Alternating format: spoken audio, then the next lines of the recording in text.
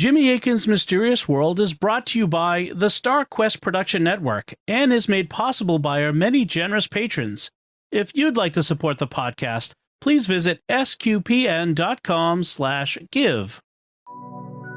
You're listening to episode 355 of Jimmy Akin's Mysterious World, where we look at mysteries from the twin perspectives of faith and reason. In this episode, we're talking about the observables displayed by UFOs. I'm Dom Bettinelli, and joining me today is Jimmy Akin. Hey, Jimmy. Howdy, Dom. In 2007, the U.S. Congress authorized an unannounced program to study UFOs within the Defense Department. The program went by names like Advanced Aerospace Weapons Systems Application Program and the Advanced Aerospace Threat Identification Program. In 2017, Luis Elizondo, one of the key officials involved, became frustrated and quit. He then revealed non-classified information about UFOs that sparked a wave of new interest in the subject. Among the things he disclosed was that the program had identified at least 5 unusual observable characteristics of UFOs. These are known as the 5 observables, but there was also a 6th undisclosed observable. So, what are the 5 observables that UFOs display?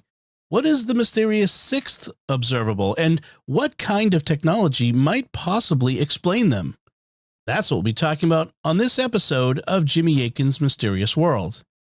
Jimmy, how did you decide to do today's mystery? Well, I remember Luis Elizondo discussing the 5 observables back in 2017, and I thought they were interesting, but I didn't think too much more about them at the time. Then last year, Elizondo published a book called Imminent, Inside the Pentagon's Hunt for UFOs. I had been waiting for this book to come out, and as soon as it did, I downloaded it and read it. I planned to do 1 or more episodes devoted to the subject matter of the book, and I decided to begin with an episode about the observables.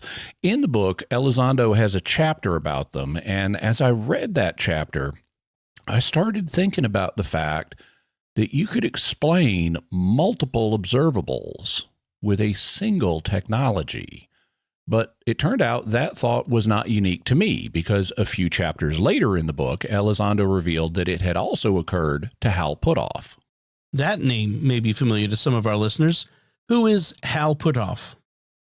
He's a physicist, and his name may be familiar because he was one of those involved in early remote viewing work. We discussed him back in episodes 102 and 103 at mysterious.fm/102 and mysterious.fm/103 when we looked at the Defense Department's remote viewing program. I also met Dr. Puthoff briefly a few years ago at the International Remote Viewing Association's conference, but his work has not been confined to remote viewing. He's looked at a bunch of other fields, including things like zero-point energy, and recently he's been doing a bunch of work on UFOs, or unidentified aerial phenomena, or unidentified anomalous phenomena, or UAPs, as they're now often called. You'll have seen him if you watch shows like the History Channel's Unidentified, Inside America's UFO Investigation. In any event, Elizondo's book has a chapter recounting how Hal Puthoff proposed that you could explain all of the observables, all 6 of them, with a single technology. I thought this put things together very nicely, and so I decided to devote an episode to it as a possible explanation for how UFOs may work. Then where would you like to start with today's mystery? Basically with a discussion of the 6 observables, which will also have a detour. In Chapter 12 of Imminent, Lou Elizondo recounts how the idea of the observables developed. Back at ATIP, we focused our work on simple questions. What do we know about UAP? What can we boil all our knowledge down to? Intelligence officers are driven to find patterns, to fit together the pieces of a massive jigsaw puzzle. The UAP subject is so vast, no one could ever weave all the threads. The subject touches on everything from how UAP fly to witness accounts, medical questions, aerospace engineering, unexplained phenomena such as orbs and lights, quantum physics, and the human cognitive abilities such as remote viewing. Because of our military perspective, we often got hung up on things such as how the aircraft looked. The shape of UAP is important and was significant to us cracking how they operated. The shapes that UFOs come in didn't make it into the list of observables, but it will be coming back up again in our discussion and what might explain them. So here's the detour I promised. Before we look at the observables themselves, we'll take a few moments to look at the common UFO shapes. As we discussed in episode 351 on the reported Immaculate Constellation UFO program, the Defense Department has done a significant amount of work categorizing UFOs by the shapes they come in.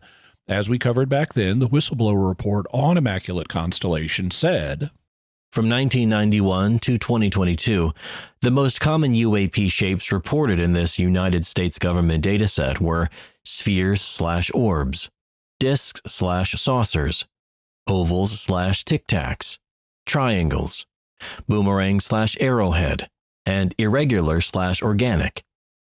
The triangle/boomerang/arrowhead shapes were by far the rarest, and spheres the most common.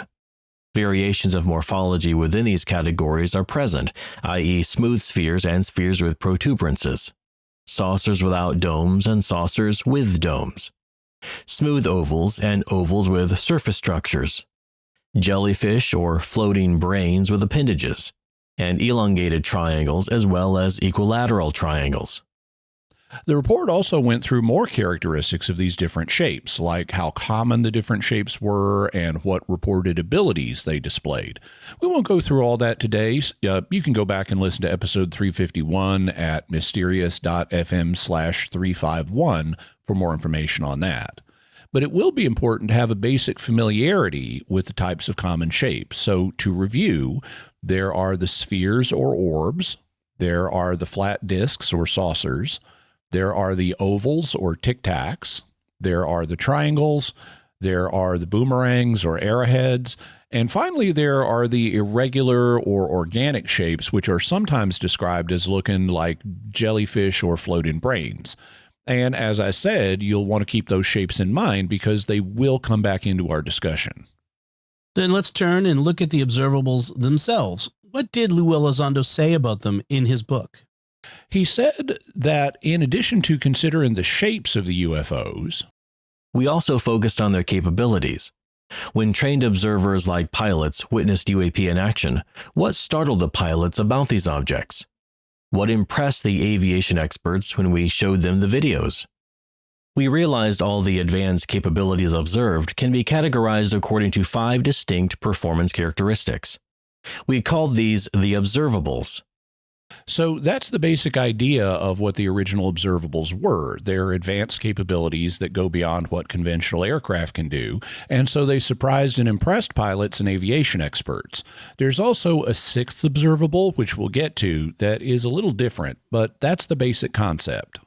Then let's go through the 5 original observables one by one and talk about them. Here's how Lou describes the first. The first observable is hypersonic velocity. Sound travels at a speed of 762 miles per hour. Hypersonic means Mach 5, 5 times the speed of sound, about 3,800 to 4,000 miles per hour. Do humans today have vehicles that can do over Mach 5? Yes, we do. For example, the X-15, the NASA space shuttle, and certain missiles can operate at speeds above Mach 5, but only in the upper atmosphere or in space, where the atmosphere is less dense. At low altitudes, the air is more dense, which makes high-speed travel exponentially more difficult. The SR-71 Blackbird can just about hit Mach 5 at high altitudes. Made up almost entirely of titanium, any faster, the aircraft would be incinerated by the heat generated. Additionally, when our aircraft go hypersonic, we usually hear a sonic boom as the sound barrier is broken. There are other associated signatures as well, such as heat ablation and atmospheric ionization, which can likewise be detected by our sensors. UAP are routinely clocked traveling at Mach 17 and faster at low altitudes, even at sea level. That's more than 13,000 miles per hour at low altitudes. So the first observable is hypersonic velocity. That means the ability to travel at Mach 5 or 5 times the speed of sound or better. Today, we do have things that can travel this fast in the upper atmosphere, but not at lower altitudes, and they make a sonic boom when they do this. By contrast, UFOs are seen traveling at Mach 17. They can do it at low altitudes, and they can do it without making a sonic boom. The next observable is instantaneous acceleration, which is defined as a sudden increase in velocity. The UAP we are observing are traveling at 13,000 miles per hour, sometimes faster, and instantaneously accelerating and stopping on a dime. This includes high-speed turns that would normally require a conventional aircraft many miles to complete. Do humans have aircraft that can perform instant acceleration? No, not like this. As an example, at full speed, the SR-71, known as the Blackbird, requires airspace roughly half the size of the state of Ohio to complete a right or left-hand turn. By contrast, UAP make immediate right-angle turns at speeds up to 10 times faster than the SR-71. One of the consequences of instantaneous acceleration is the enormous G-forces generated. The term G-force describes how the impact of gravity and acceleration feels when it hits the human body. That thrilling feeling you get when a roller coaster dips up and down is all positive and negative G-force. You also get it when the coaster car is running at a relatively slow speed, then punches it. Fighter pilots can experience up to 9 G-forces for a short duration of time. High G maneuvers run the risk of blackout, injury, or death. For this reason, pilots wear special G-suits. Without them, they'd be rendered unconscious as blood fights to reach their brains or, worse, floods their brains. One of the most highly maneuverable manned aircraft is the General Dynamics F-16. This older yet very capable aircraft can handle approximately 17 Gs before the craft experiences structural failure. Wings begin to snap off, and the plane literally starts to disintegrate. In contrast, UAP display the ability to handle forces as high as several thousand Gs, well beyond the limits that the human body can withstand. Conventional aircraft would be shredded into confetti-sized pieces. So the second observable is instantaneous acceleration, although it might be better termed instantaneous velocity change for greater clarity, since it includes the ability to instantaneously decelerate. To understand this, let's use a conventional example. Car acceleration is often measured in terms of how long it takes to go from standing still to traveling 60 miles per hour. This is called their 0 to 60 time. And in 2021, the average American vehicle had a 0 to 60 time of 7.7 seconds. In other words, if they began standing still and then you floored the gas pedal, it would take you 7.7 seconds to get up to traveling 60 miles per hour.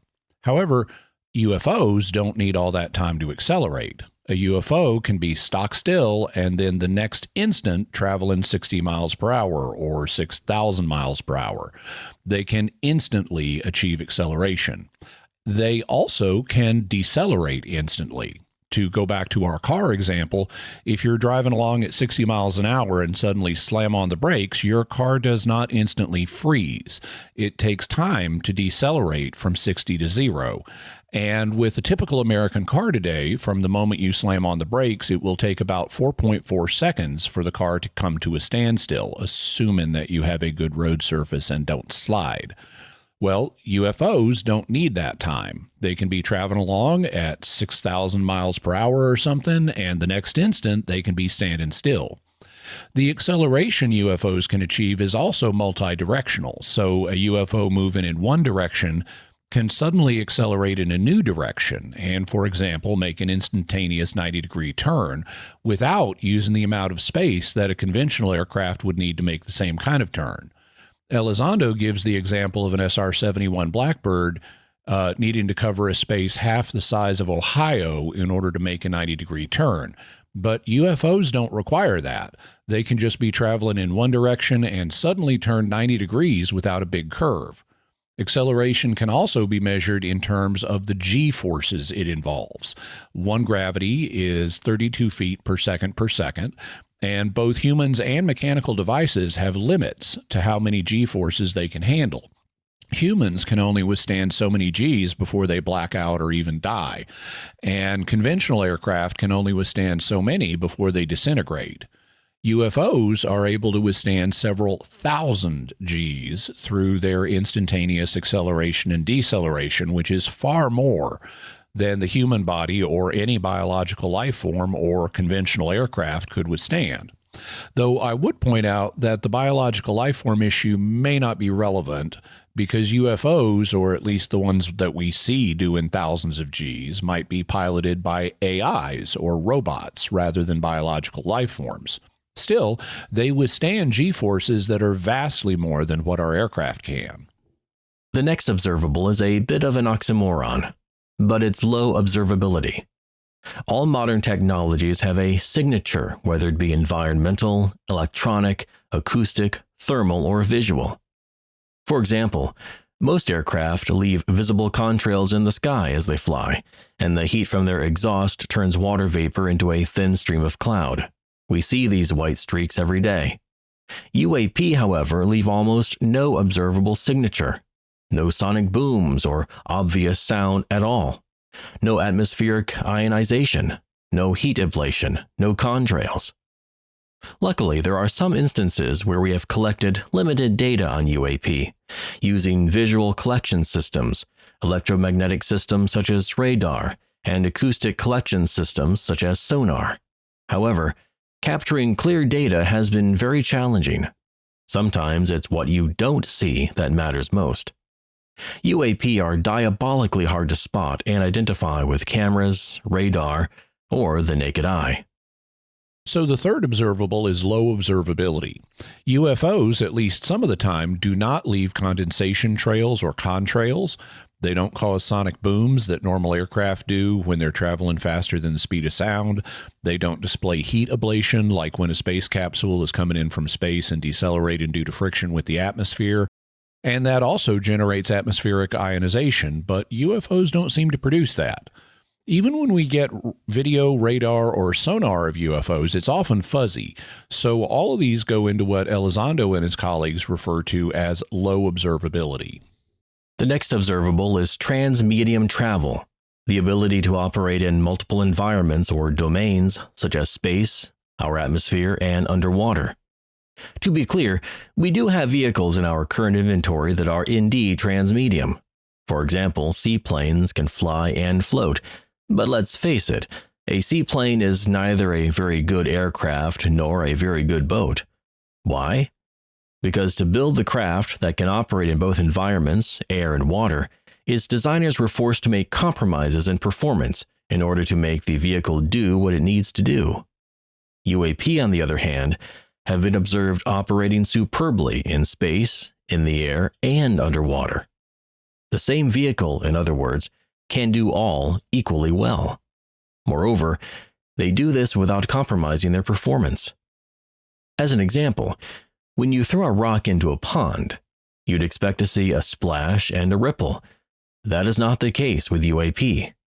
These objects have been seen going from space into our atmosphere and then diving into the ocean without slowing down, without splashing, and with no obvious effect on the surrounding environment. So the fourth observable is transmedium travel, or the ability to travel in different media like space, the air, and the ocean. And Elizondo notes that we do have transmedium craft like seaplanes, but seaplanes are neither very good airplanes nor very good boats. And they do things like disturb the medium they're interacting with, like how a seaplane stirs up the water when it's landing, or how submarines stir up the water when they dive or when they're traveling along the surface. But UFOs aren't like that. They perform outstandingly well in space, air, and water, and they can cross between these media without slowing down or disturbing the media. The next observable is best described in the vernacular as anti-gravity. Anti-gravity is a bad word in most scientific circles, but in essence, it means the ability to defy the natural effects of Earth's gravitational pull on objects in the environment. All of us experience gravity on Earth equally because the mass of the Earth is consistent. It pulls us all toward the center of the Earth equally at 9.8 meters per second. As a result, we experience gravity on Earth as the equivalent of 1 g-force. Gravity is directly related to the mass of the object. If I were standing on the Moon, and you were standing on Jupiter, each of us would experience gravity differently. The gravity on the Moon is weaker because its mass is much smaller than Jupiter's mass. This is all part of Newtonian physics. It wasn't until Einstein that we learned that gravity is much more than simply a pulling force. Gravity is, in fact, the warping of space-time itself. That's right. The very fabric of space is inextricably linked to the notion of time itself. If I were standing on the Moon and wearing a wristwatch, I would experience time slightly faster than I would on Earth or Jupiter because the mass of the Moon is much less and therefore warps space-time a little less. UAP, however, seem to defy the natural effect of Earth's gravity without any obvious means of doing so. That is, no signs of propulsion or lift, no wings, no rotors, no propellers, no control surfaces or means to maneuver. So the fifth observable is anti-gravity. Now, personally, I'd be a little hesitant to use this term because the idea of anti-gravity could convey the idea that you've invented a form of negative gravity, and that hadn't been demonstrated to exist, even with UFOs. As far as we know, gravity is always a positive force. But things can overcome gravity, like hot air balloons or airplanes. Yet we wouldn't say that hot air balloons and airplanes operate by anti-gravity. Instead, these devices overcome the effects of gravity using techniques that we figured out. What this UFO observable really amounts to is a way of overcoming gravity without the normal means that we use to do it. Thus, they don't have any obvious way to generate thrust for forward momentum or propellers or a jet engine or something like that. They don't have the ways to create lift like airplane wings that we use, and they don't have control surfaces like flaps to maneuver with. So my personal inclination would be to call this observable something else, something that isn't theory-laden or suggestive of a particular theory like anti-gravity. Elsewhere, I've seen people refer to it as positive lift, but this has problems too, so we'll stick with calling it anti-gravity for purposes of this episode. Do UFOs always exhibit these 5 observables? No, they sometimes display them and sometimes they don't. Elizondo says, UAPs stand out because they can achieve all 5 of these observables. They may not display all of them in each individual encounter, but it looked to us as if they were capable of achieving them when pressed to do so. So don't expect all UFOs to display all or even any of these characteristics in a particular encounter. But UFOs are observed to display them regularly enough that they've been noticed and put into this classification system. They are the advanced flight characteristics that, especially when taken together, we don't currently know how to achieve. You said that there was a 6th observable that was a little different and that hadn't been publicly disclosed before. What was that? Well, I'll let Luis Elizondo explain. The 6th observable is not a flight characteristic and has not yet been discussed publicly by our government, but I have mentioned it earlier: biological effects. Again, many service personnel and intelligence officials who had UAP encounters have suffered biological effects as a result of their experiences. These include radiation burns, internal organ damage, and other very real and documented medical issues. Biological effects also include paradoxical time and perception distortions revealed when witnesses talk about their encounters. Some pilots who were debriefed insisted that a particular encounter lasted only 5 minutes, but the clock indicated that 30 minutes had in fact elapsed. Meanwhile, their aircraft showed that they'd consumed only 5 minutes worth of fuel. Some can chalk this up to an electrical glitch, but we had seen enough evidence to say differently. So the 6th observable is biological effects, and these come in several forms. Some forms involve medical issues like radiation burns, which could be mild, as in the case of a sunburn, or they could be intense, as in the case of acute radiation syndrome, which is more commonly known as radiation sickness. A person's internal organs might be damaged, or they might have other medical issues. And we heard about issues like that back in episode 254 at mysterious.fm/254 on the Cash Landrum UFO encounter, where Betty Cash, Vicki Landrum, and Vicki's grandson Colby experienced different degrees of radiation sickness. Another form that Elizondo and his colleagues classified as a biological effect were perceptual distortions, including what appear to be a distorted perception of time. This is commonly referred to as missing time in UFO encounters, and it's sometimes seen as evidence of alien abduction. Let's use the example that Elizondo gives of a pilot who says a UFO encounter only lasted 5 minutes and his plane only used 5 minutes worth of fuel, but the clock says he's been gone for 30 minutes, so he has 25 minutes of missing time. And it's been proposed that what happens is, well, aliens abducted him. They kept him for 25 minutes. During that time, his plane was not flying, so it didn't use fuel, and then they blanked his memory so that he wouldn't remember what happened during the 25 minutes, since all he can remember of the encounter are the 5 minutes surrounding this abduction. Well, it seems like to the pilot that the encounter only took 5 minutes, but it really took 30 minutes in total. However, there is another way to explain this apparent missing time. In fact, you may have already begun noticing how multiple observables could be explained by a single underlying piece of technology. That's what occurred to me as I read this chapter in Elizondo's book, but Hal Puthoff got there before me, and we're going to hear a theory that he proposed that could explain all 6 observables. And before we do that, we'd like to take a moment here to thank our patrons who make this show possible, including Candace G., Chris S., Silvis Valentine, Margot E., and Ramses. Their generous donations at sqpn.com/give make it possible for us to continue Jimmy Akin's Mysterious World and all the shows at StarQuest. And you can join them by visiting sqpn.com/give. Jimmy Akin's Mysterious World is also brought to you by DeliverContacts.com, offering top brand contact lenses at always low prices with free delivery. Visit DeliverContacts.com. And by Rosary Army, featuring award-winning Catholic podcasts, rosary resources, videos, and the School of Mary online community, prayer, and learning platform. Learn how to make them, pray them, and give them away while growing in your faith at rosaryarmy.com and schoolofmary.com.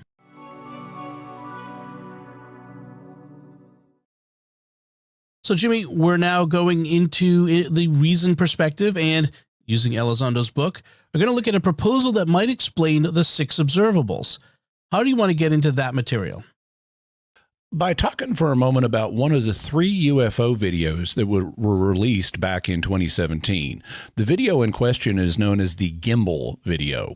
A gimbal is a pivoted support that allows an object to rotate around an axis, like in a gyroscope or a compass. And in 2015, the USS Theodore Roosevelt Carrier Strike Group was in the Atlantic Ocean off the coast of the United States when they captured footage of an object that seemed to rotate while it was in flight, like it was on a gimbal. So this was referred to as the gimbal video. In Chapter 15 of Imminent, Lou Elizondo recalls, when the film was shot, the pilots had just encountered a fleet of 5 UAP in their airspace. They managed to lock the camera on just one of these objects and watched as it flew from right to left of the screen. In the video, the object looks elongated and white, but that color is somewhat misleading. Since the camera is in infrared mode, white merely indicates that the object is cold, no heat emanating from the aircraft at all. Once again, you hear the astonished, profanity-laced banter of the pilots and whoever else is viewing the video as it's being recorded live. The publicly released version of the video is just over 30 seconds long, and we're going to play it now so that you can see it for yourself if you're watching the video version. You can also easily find it online if you're listening to the audio version. And even if you're listening to the audio version of the podcast, you'll be able to hear the crosstalk of the military personnel describing what they're seeing. drone, bro. There's a whole fleet of them. Look on the ASA. My gosh. They're all going against the wind. The wind's 120 knots from the west. Look at that thing, dude.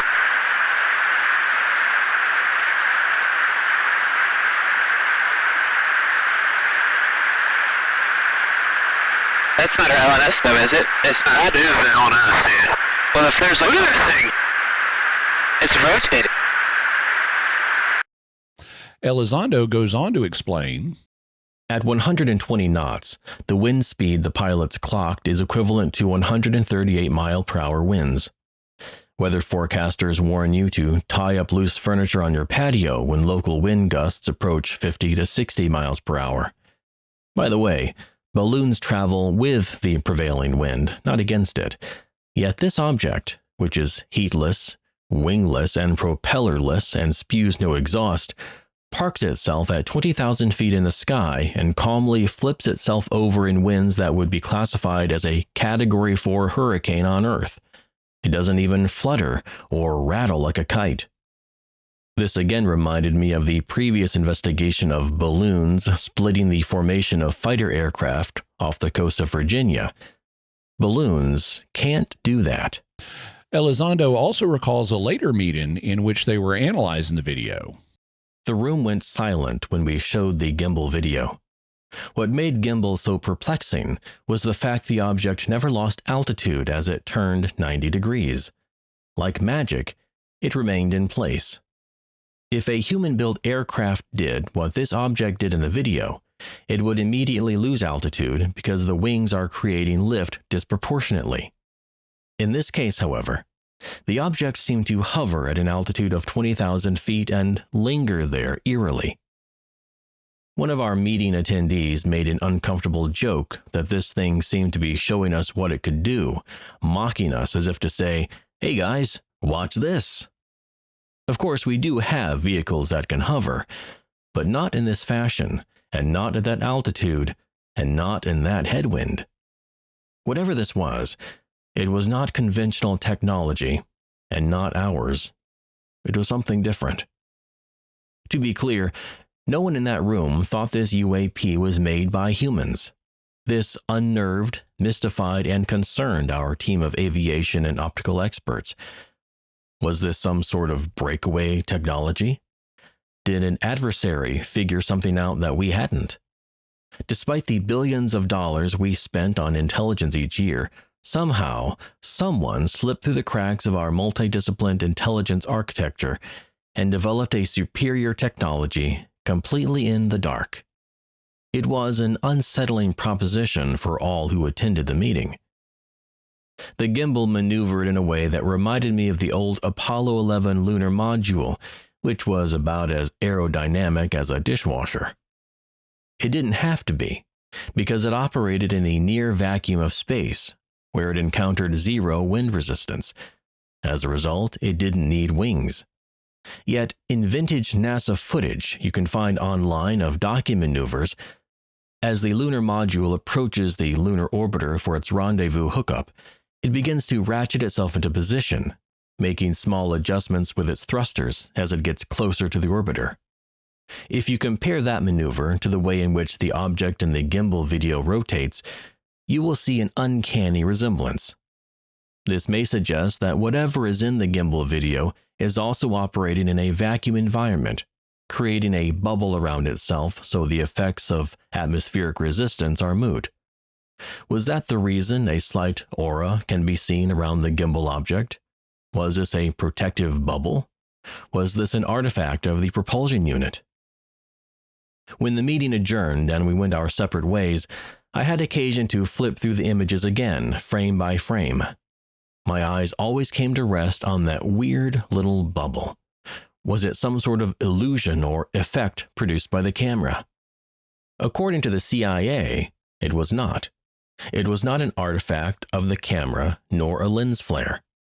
Whatever it was real. You had to wonder, if the aura was novel, then was it possibly a clue to the propulsion system of the UAP? And Elizondo is right. You can see something around the UFO in the gimbal video. Whether the aura around the object appears light or dark depends on which mode the infrared camera is in, but it's definitely there. There is some kind of circular halo around the object, and that sets us up for the meet-in with Hal Puthoff in Chapter 16 of Imminent.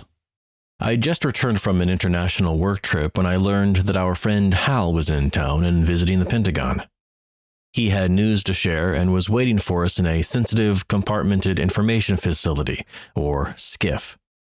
When I arrived, I found other team members with eyes on Hal, who stood at a whiteboard writing one of the longest mathematical equations I'd ever seen.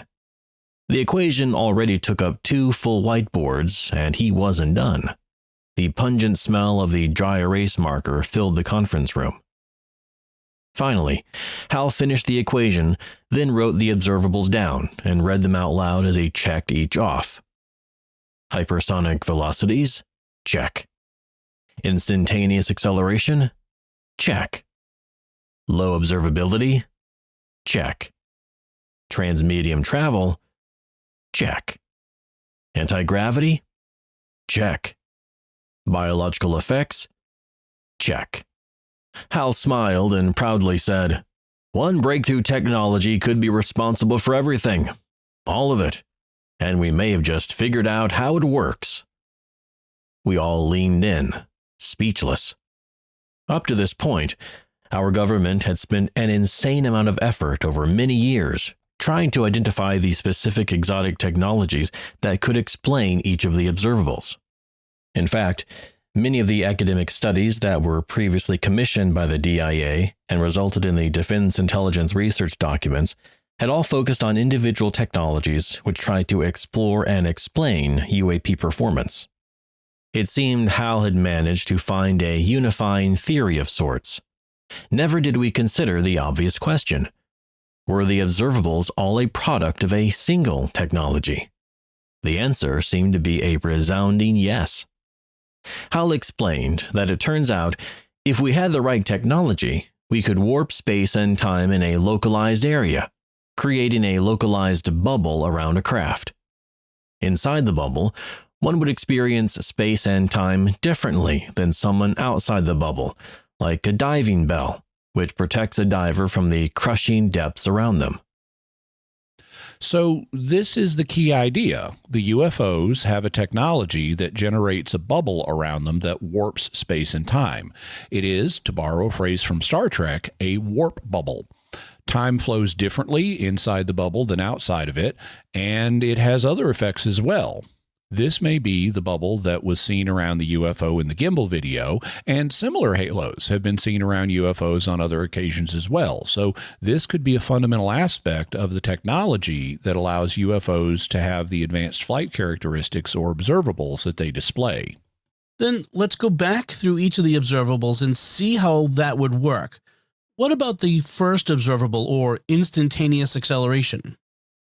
In Imminent, Elizondo writes, Instantaneous acceleration. The bubble allows the craft inside to perform maneuvers that seem impossible. Inside the bubble, the G-forces are minimal, because space and time are experienced differently than outside the bubble. He also writes, I remembered that a bubble around an aircraft was exactly what we'd seen in the gimbal video, and others. If you had that bubble in place, Hal continued, suddenly the effect of relativity is altered, shifted. A human on the ground and the occupant inside the cockpit of a UAP each experience time slightly differently.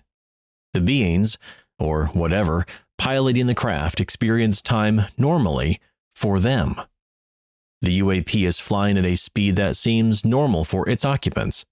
In fact, if UAP pilots were to peer out of their aircraft, they would see an Earth that is moving in slow motion relative to themselves. Meanwhile, on the ground, time ticks by slower for you and me, due to gravity being somewhat stronger. We look up at this shining disk, and it is flying impossibly, magically fast. When that aircraft turns, the effect appears precipitous to us human viewers. Inside the aircraft, it's just a normal turn or change in elevation. The pilot's body doesn't feel the impact of those g-forces because they are experiencing space-time differently in their bubble. Some scientists will say that the warping of space-time by Earth's mass is minuscule, and therefore time is not that different than time inside the bubble. That is, unless the bubble is like the Alcubierre warp bubble described earlier. Think back to Commander Dave Fravor flying that FA-18 Hornet as he circled down to confront the Tic Tac off the coast of San Diego. The Tic Tac glided over the top of the Hornet's nose and disappeared. A near miss. But was it really? To the Tic Tac, Fravor's Hornet was moving like molasses. The flying lozenge had plenty of time to swoop around. I want to be clear. I am not describing an optical illusion. I'm not saying the UAP merely looks as if it is flying impossibly fast. It is absolutely flying quickly in our space-time. So the basic idea is that time is moving more rapidly inside the warp bubble than it is outside of it, and this explains the instantaneous accelerations and decelerations that UFOs are capable of performing. From our perspective, outside of the bubble, where time is flowing at its normal rate, the accelerations appear to be instantaneous, but inside the bubble, where time is flowing faster, they are not instantaneous. They take time inside the bubble. It's just that those of us on the outside of the bubble don't perceive that. To illustrate, let's go back to our car analogy. Let's suppose that you have a car that has a 0 to 60 time of 7.7 seconds, just like before. But now let's fit your car with the flux capacitor that we set to create a warp bubble around your car where it increases the speed that time is flowing by a factor of 100. So time is passing 100 times faster inside the bubble than outside of it. In that case, it still takes you inside the bubble 7.7 seconds to go from 0 miles per hour to 60 miles per hour. But outside the bubble, that appears to happen 100 times faster. So it looks like you achieve your driving speed in 0.077 seconds. In other words, in less than a tenth of a second. So it looks like your car can get up to driving speed instantaneously. You could similarly seem to stop instantaneously, and you could seemingly turn instantaneously. You also wouldn't experience extreme g-forces because since time is running 100 times faster for you, the g-forces you would encounter would be 100 times lower. Let's suppose that you made a turn inside the bubble that put 1 extra gravity on you, which humans can easily take. Well, from the outside of the bubble, it would look like you just made a 100 gravity turn, which would be very dangerous for a human. But because of the time differential, you didn't experience anything like that. So you can see how a bubble with a time differential could explain seemingly instantaneous accelerations, decelerations, and changes in direction and g-forces. Then what about the second observable, hypersonic velocities? The same thing is going to apply here. Elizondo writes, Hypersonic velocity. The bubble allows the craft to travel at incredible speeds to the outside observer. But inside the bubble, speeds may not be much faster than a leisurely stroll. Time goes by quicker for the craft inside the bubble than for those observing it from outside. To go back to our car analogy, let's suppose that you want to drive 60 miles per hour. That's your driving speed. Or since we've mentioned a flux capacitor that affects the flow of time, let's raise that to 88 miles per hour. Well, you're trundling along inside the bubble at 88 miles per hour, but then you turn your flux capacitor on and suddenly you're in a bubble where time is flowing 100 times faster. From your perspective inside the bubble, you're still traveling at just 88 miles per hour. But from a perspective outside the bubble, you're traveling 100 times faster, or 8,800 miles per hour, which works out to 11.5 times the speed of sound, or Mach 11.5. And since hypersonic velocity is anything over Mach 5, you're traveling at hypersonic velocity from a perspective outside the bubble, but only at 88 miles per hour from your perspective inside of it. So once again, a bubble with a time differential would explain the hypersonic velocities we see. Then let's look at the third observable, low visibility. How would a bubble explain that? Elizondo writes, Low observability. The bubble distorts light and other electro-optical waves trying to penetrate its perimeter, enhancing distortion and creating a gravitational lensing effect. It acts as a barrier between two space-time environments that eliminates or conceals most of the known signatures of technology. He also says, how does this relate to low observability, one of our observables? All light is subject to gravity. When light from a faraway star passes through a large galaxy on its way to Earth, the light is bent through a process called gravitational lensing.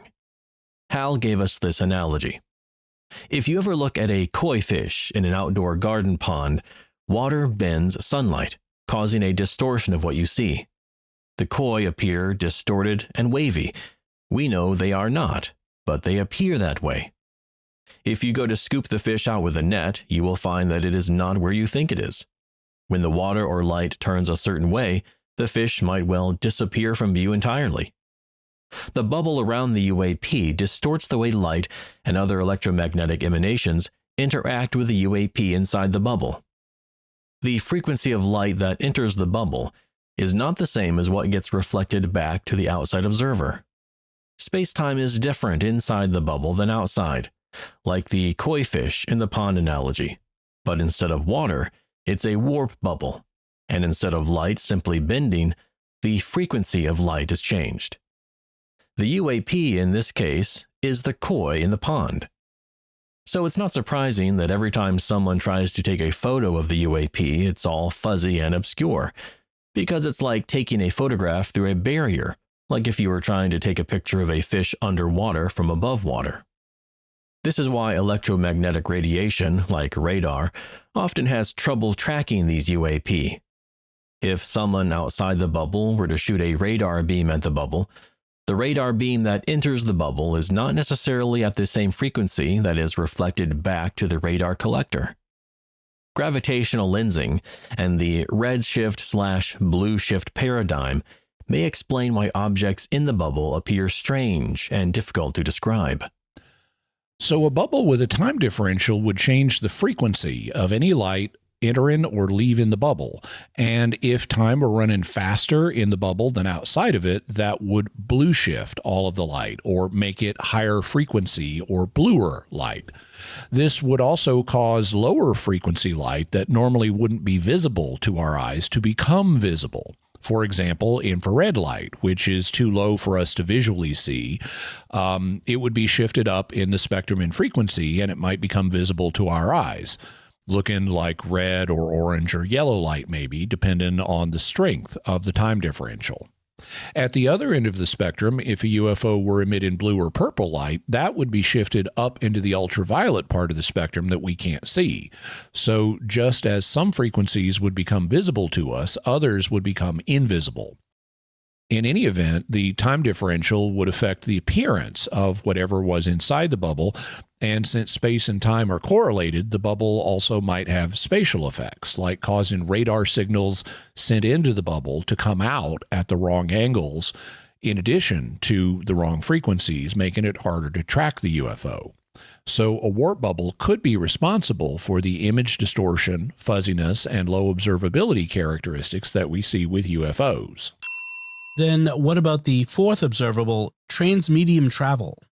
Elizondo writes, Transmedium travel. The bubble eliminates any friction or resistance from the outside atmosphere the craft is traveling through. The same holds true for water and space. The craft itself is always moving within its own space-time bubble. The environment it's traveling through is inconsequential to the craft inside the bubble, similar to a diving bell underwater, where the environment inside the diving bell is protected from the environment outside the diving bell. So the basic idea is that the warp bubble surrounding a UFO could be frictionless and eliminate resistance from the medium through which it's traveling, in which case UFOs could move at hypersonic velocities in the atmosphere without disturbing the atmosphere in a way that creates a sonic boom. And they could transition to underwater without roiling the waters the way a conventional craft does when it lands on the water or submerges, that roiling being caused by friction and stuff. Such characteristic also would would allow it to travel more smoothly and without resistance from the medium through which it's moving. Then let's look at the fifth observable, anti-gravity, though I know you're not happy with that term. Right, though putting my terminological quibble aside, Elizondo writes, Anti-gravity. Earth's gravity is no longer having an effect on the craft inside the bubble, which is why the craft does not need an engine, wings, or associated technology to fly. He also says, Imagine that you were able to engineer space to your needs.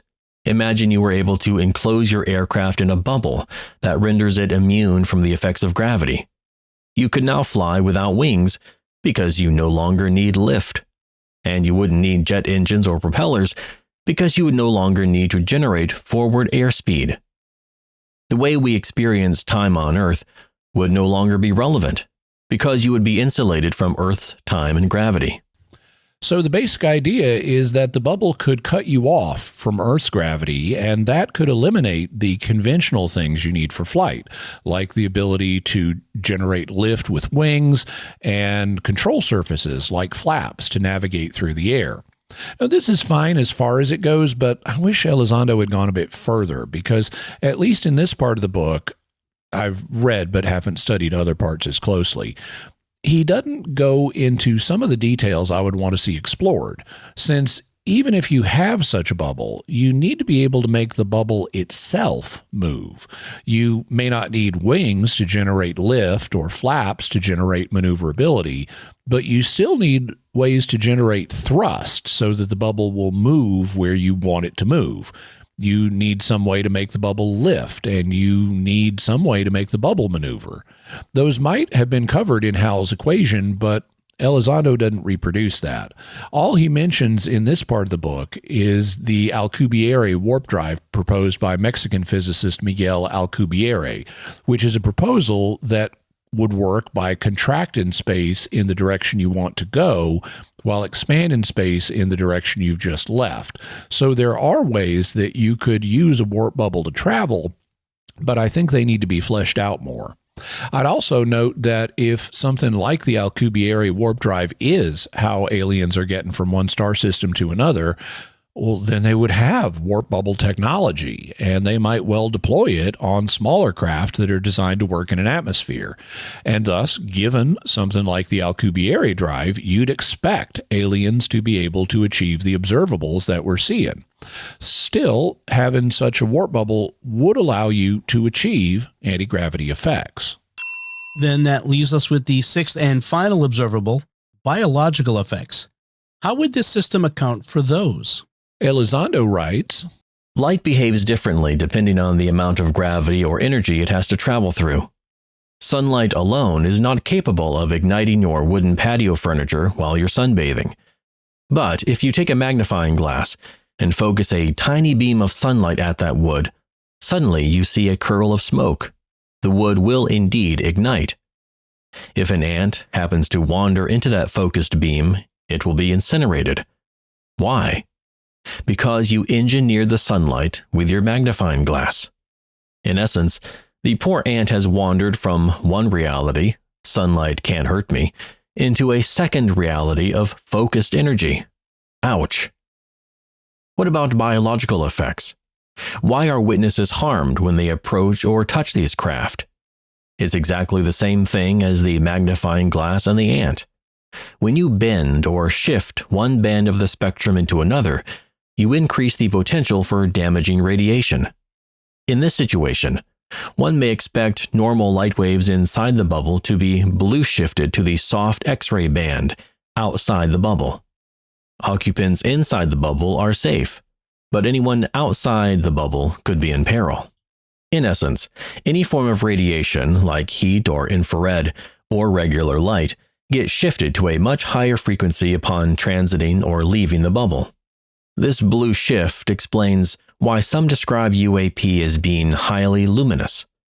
Infrared light or heat, which you can't see, would be blue shifted into the visible light spectrum, making UAP look bright. This would also generate a highly energetic wave that could cause a dramatic sunburn, and in some cases damage human tissues and organs. Think of gamma rays. To be clear, these biological effects are not necessarily intentional. This could be like unintentionally standing behind a jet engine during takeoff. When the propulsion system of a UAP is operational, it would behave like a giant radioactive power plant. It would be blue-shifting visible light into dangerous territory for living tissue. Witnesses would be bombarded with UV rays, soft X-rays, and possibly gamma rays. Gamma rays are the most dangerous. They're like tiny, super-energetic bullets that penetrate flesh, destroy blood and cells, and disrupt the genetic code of DNA. So a bubble with faster time inside it could produce the kind of effects that some people who have had close encounters with UFOs report, like mysterious sunburns or symptoms of acute radiation syndrome, like Betty Cash and Vicki Landrum in the Cash-Landrum UFO encounter, though that one also had a possible terrestrial origin, as we discussed. The principle would work, though, and there are cases that are harder to explain naturally, like the Travis Walton UFO encounter. Walton was also injured upon coming into contact with a UFO, and we'll discuss his case in a future episode. What about the missing time that's also been put into this category? You said that there was another way to explain that besides alien abduction and memory wiping. That's correct, and the idea of a bubble where time passes faster inside would explain it nicely. Elizondo writes, Hal's theory explained why some people reported missing time. As you approach such a craft, you begin to experience time closer to how it is experienced in the bubble. This could also alter a witness's perception of the size of the craft. The craft that looks small from a distance at first glance may actually be quite large up close. I'm less interested in the issue of the craft's apparent size, but this does nicely explain the missing time phenomenon.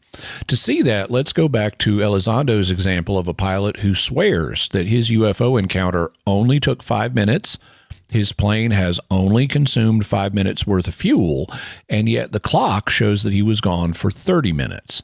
If you assume that the UFO was surrounded by a bubble where time ran 6 times faster than it does normally, and that he was inside of that bubble for a full 30 minutes from an outside perspective, then since time was going 6 times faster inside the bubble, that 30 minutes would come down to just 5 minutes of apparent time for him.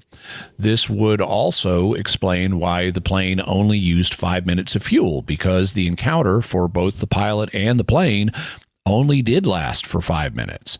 You don't need any alien abduction or memory wiping to explain this. It's just the effects of time dilation.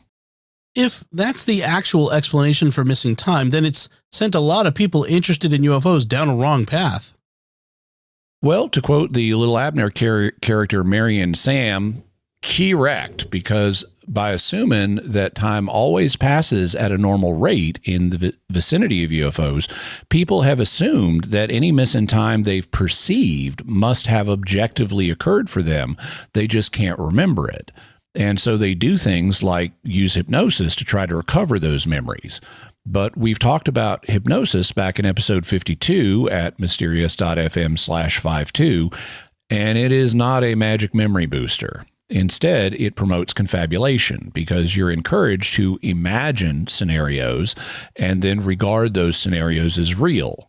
Without independent confirmation of material that's produced through hypnosis, you're likely not reliving actual experiences, but just engaging in a form of guided fantasy and then treating it as real, as we discovered in the 1990s satanic panic and child abuse panic, where numerous lives were ruined by people, and some people were even sent to jail based on hypnotically produced false memories. The same thing has happened in ufology, going back to and including the Betty and Barney Hill case, which we talked about in episodes 61 and 62 at mysterious.fm/61 and mysterious.fm/62. The Hills had conscious memories of encountering something while driving back to their home at night, but they also thought they'd experienced missing time, and then they went digging for what that was using hypnosis. As I said in those episodes, I think that what they actually came up with were false memories based on Betty Hill's dreams, which she had told Barney about. And I don't know that they encountered anything otherworldly at all. So I don't know if their missing time was even real. It may have just been a product of how our sense of time passing often disengages when we're taking road trips because there's not much interest in that's happening, a phenomenon known as highway hypnosis. But if there are cases, as Elizondo says, where you have confirmation of missing time from something like a plane's fuel consumption rate, then time dilation will explain them just as well as abduction with memory wiping. And the time dilation explanation is consistent with the proposed explanation for the other observables. I'm thus quite suspicious of reports of alien abductions, especially accounts that depend on hypnosis, though I can't eliminate the possibility that they occur. In any event, the idea of a warp bubble where time passes faster inside than outside could explain both biological damage done by encountering UFOs and missing time. So we've seen how a single technology, one capable of creating a bubble where time runs faster inside, could explain all 6 of the observables. Where do they go from here in the book? Is there more to the discussion? One of the things they go on to do is discuss where the energy might come from to create such bubbles. Hal Puthoff proposed that they might be generating it using zero-point energy, which is something we can talk about in future episodes. And it's not surprising that Puthoff would entertain this idea, as zero-point energy is something that he's researched for a long time and that we don't currently know how to tap. Elizondo, who is not a physicist, wondered about a reported connection between UFOs and bodies of water, and he wondered whether whoever is responsible for the UFOs might have the ability to break down the proton that is contained in the hydrogen atom found in the water molecule and unleash the energy within it. Puthoff was somewhat skeptical of this idea, though he didn't dismiss it entirely, and he also proposed a variant idea in which the UFO creators might be mining bodies of water for deuterium, which is an isotope of hydrogen that is useful in generating nuclear fusion reactions. Either of these ideas might explain reports of UFOs being connected to bodies of water. Elizondo writes, At the time, we already had sufficient data to imply that UAP were often encountered near bodies of water, and in some cases appear to be interacting with it. Liquid water seemed to be a commonality, and some data even suggested that UAP were taking water on board. One such account of a UFO taking water on board is found back in episodes 117 and 118 at mysterious.fm/117 and mysterious.fm/118, which deal with remote viewer Ingo Swann's book, Penetration. One of the things Swann reported was being taken to a location up north where he witnessed a UFO pulling water out of a lake. However, what you make of this story is up to you. In any event, it would take an enormous amount of power to produce the kind of bubbles that we're talking about, and we don't know how to generate that much energy currently, though we have ideas about how it might be done, including the possibilities covered in Imminent, as well as other possibilities like matter-antimatter reactions. Is there anything else we should say about the book at this point and the theory it proposes to explain UFOs? I'd like to close our discussion from the reason perspective today by looking at one other thing. Earlier, I mentioned the common shapes that UFOs are reportedly seen to take, and I said that this would be coming back into our discussion. Well, it also turns out that Hal Puthoff's theory about bubble generation might explain those shapes. Elizondo writes, It also turns out that this bubble, in theory, can only be so big due to the great amount of energy required to create it. So whatever you put in it has to fit neatly inside the bubble, which is equal distance on all sides from the center, 360 degrees. Because you can't be in different space-times at once, you would never want to have part of your craft inside the bubble while another part of your craft was outside it. The bubble must surround the craft equally on all sides to avoid catastrophic consequences. There is only one shape in geometry that allows you to be protected equally on all sides. Think of our diving bell analogy, a sphere. And so this could explain the sphere or orb-shaped UFOs that are reported. You put a bubble maker at the center of the UFO, and then you construct the rest of the UFO to fit inside the bubble. We thus have an explanation for the spherical UFOs that are often reported. But that's not all. Elizondo continues. A sphere-shaped craft may not be very practical when the bubble is turned off. The object would be rolling all over the place. So an alternative solution would be to flatten your sphere into a disk, a saucer. Form follows function. The stereotypical flying saucer looks the way it does because it must fit inside that bubble while remaining protected on all sides. So this would give us an explanation for the saucer-shaped UFOs that are reported. You put a bubble maker at the center and then build a disc shape so that the craft is easier to manage when the bubble maker is turned off. That would also explain the halo that we saw around the UFO in the gimbal video. We thus have an explanation for the disc-shaped UFOs that are often reported. Furthermore, what if more than one saucer wanted to travel in a group? The bubble can only be so big. Well, if you wanted to have a craft that was bigger than the bubble, you could have several discs fly very close together, so their bubbles overlap each other. Or you could create an elongated disc, like a rod or cigar-shaped craft with a bubble on each end. The cigar-shaped craft have been reported widely throughout history. So by using two or more bubble makers in a line, you could get a cigar-shaped craft, and the Tic Tac craft that have been reported in recent years could also go into this category. We thus have an explanation for the cigar-shaped UFOs that are often reported. And if you need something bigger than that, there is another shape in geometry that allows you to maximize your surface area while minimizing the number of propulsion units or bubble makers. If you merge three bubbles, you can fit an equilateral triangle in the middle, which is the other common UAP shape observed. What some eyewitnesses report as lights at each apex of these triangular-shaped craft may in fact not be lights at all, but propulsion units or bubble makers. The light seen at each corner might actually be the result of a Doppler shift. Some eyewitnesses have reported a fourth light in the middle of the largest triangles. Yet another bubble maker? What Elizondo is proposing is that the light seen at the corners or centers of triangular UFOs may be propulsion units, and they may normally not make visible light, but when the bubble is turned on and time is running faster for the UFO, the frequency of light in the infrared part of the spectrum would be raised so that it appears as visible light of some color to us outside of the bubble. In any event, the basic idea is sound. You could use 3 propulsion units to make a smaller triangle with one at each corner, or you could use 4 propulsion units with one at each corner plus one in the center to make a larger triangle. We thus have an explanation for the triangular UFOs that are often reported. Furthermore, some eyewitnesses describe large, lumbering boomerangs with a series of lights below them. If you need a craft larger than a triangle, there are no other shapes in geometry where you can maximize your size while minimizing the number of propulsion units. At that point, you simply create a vehicle that has a long line of propulsion units in a single row.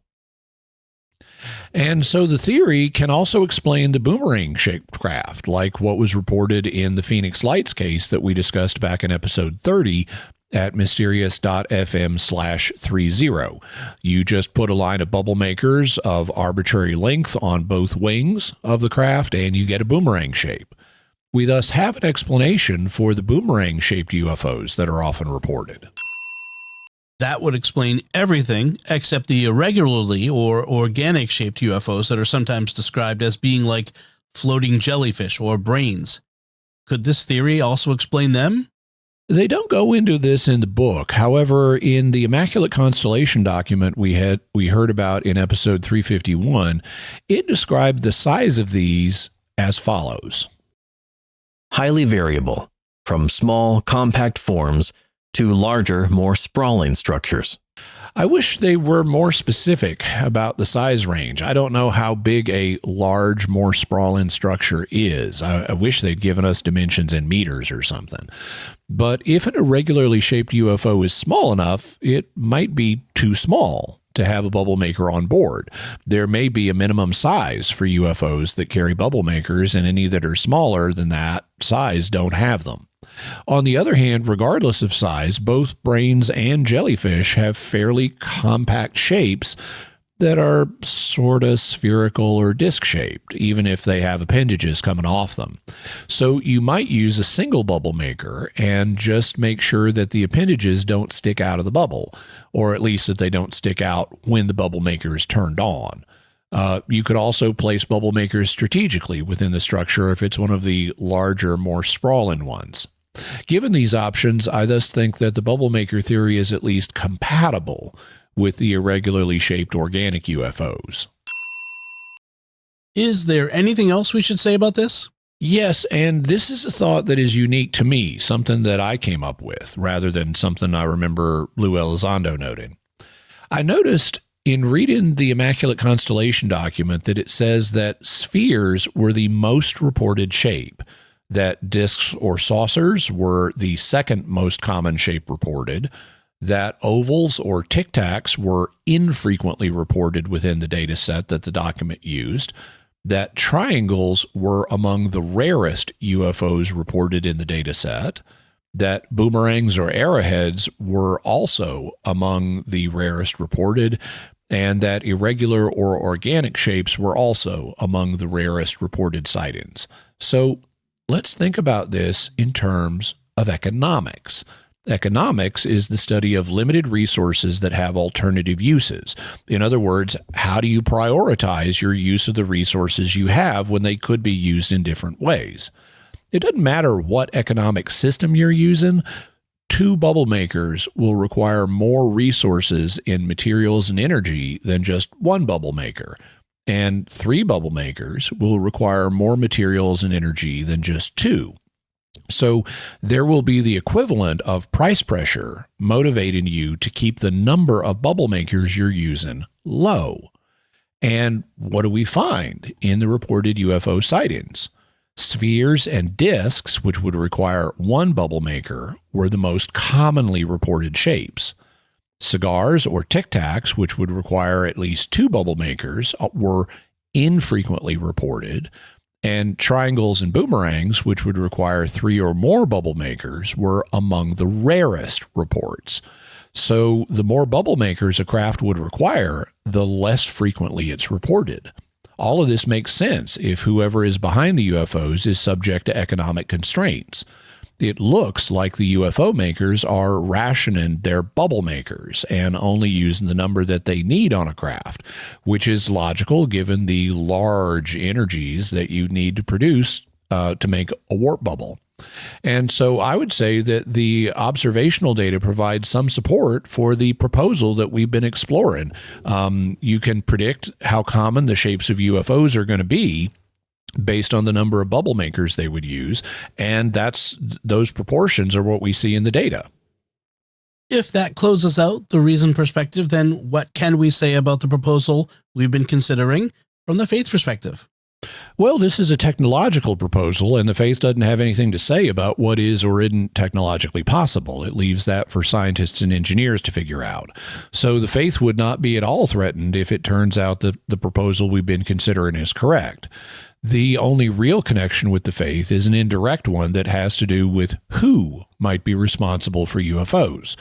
A lot of Christians, because of what's known as the availability bias, and which deals with the options that a person easily thinks of or has available to him, just assume that UFOs must be demons. For example, Christian astrophysicist Hugh Ross wrote about this in his book, Lights in the Sky and Little Green Men.